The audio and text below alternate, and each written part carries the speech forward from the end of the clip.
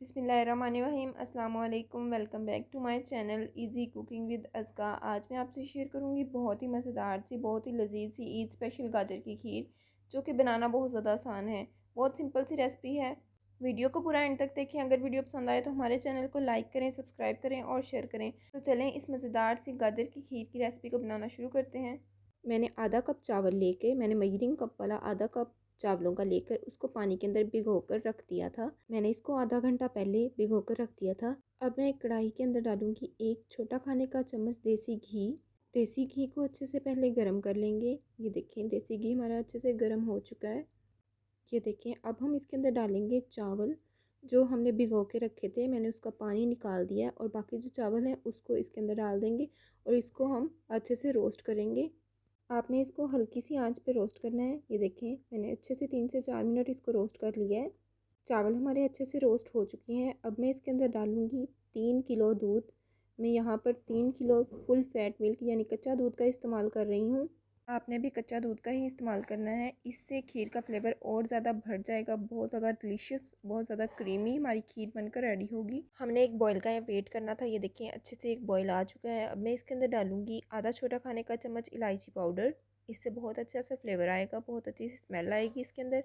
अच्छे से स्पैचुला की मदद से हिला देंगे। अब इसकी आंच को कर देंगे स्लो और इसको स्लो फ्लेम पर पकने के लिए छोड़ देंगे ताकि हमारा दूध मज़ीद गाढ़ा हो जाए।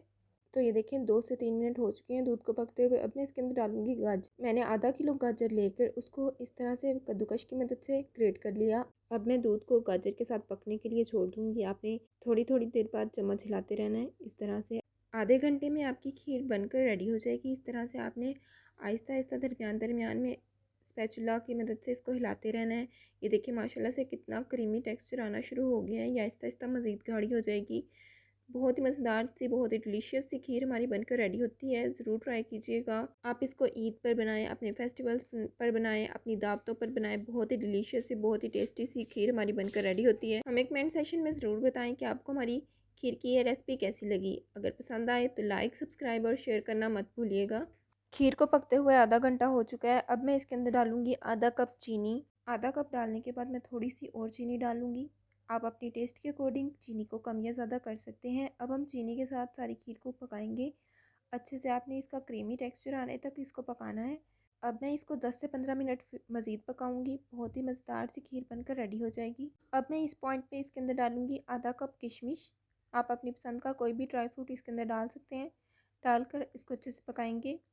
5 मिनट हमें और लगेंगे और हमारी डिलीशियस सी खीर हमारी बनकर रेडी हो जाएगी। खीर हमारी बनकर रेडी हो चुकी है। अब मैं फ्लेम को कर दूंगी ऑफ और इसको ठंडा होने के लिए छोड़ दूंगी, क्योंकि खीर ठंडा होने के बाद मज़ीद गाढ़ी हो जाएगी। तो ये देखिए माशाल्लाह से हमारी खीर रेडी हो चुकी है ठंडी होके। ये देखिए माशाल्लाह कितनी गाढ़ी हो चुकी है। अब मैं इसको अपने बाउल के अंदर निकालूंगी। बहुत ही डिलीशियस सी, बहुत ही मज़ेदार सी हमारी खीर बनकर रेडी हो चुकी है। ज़रूर इस रेसिपी को ट्राई कीजिएगा। आप ईद पर लाजमी इसको एक बार तो लाजमी ट्राई कीजिएगा। बहुत मज़ेदार सी, बहुत ही क्रीमी सी खीर हमारी बनकर रेडी होती है। सबको बहुत ज़्यादा पसंद आएगी। अब मैं इसके ऊपर डालूंगी कुछ नट्स। मैं इधर पिस्ता, बादाम और काजू से इसकी गार्निशिंग करूंगी। मैंने काजू, बादाम और पिस्ता को इस तरह से बारीक बारीक क्रश कर लिया था। अब इसके ऊपर डाल देंगे। कितनी डिलीशियस सी, देखिए कितनी करीमी सी हमारी खीर बनकर रेडी हो चुकी है। उम्मीद करती हूँ कि आपको हमारी आज की ये खीर की रेसिपी बहुत ज़्यादा पसंद आई होगी। अगर पसंद आए तो हमारे चैनल को लाइक करें, सब्सक्राइब करें और शेयर करें। सब्सक्राइब के साथ का बेल आइकन दबाना मत भूलें। इससे आपको हमारी नई आने वाली रेसिपी का नोटिफिकेशन सबसे पहले मिल जाएगा। इसी के साथ दें इजाज़त। अपना बहुत ज़्यादा ख्याल रखें, दुआओं में याद रखें। अल्लाह हाफिज़।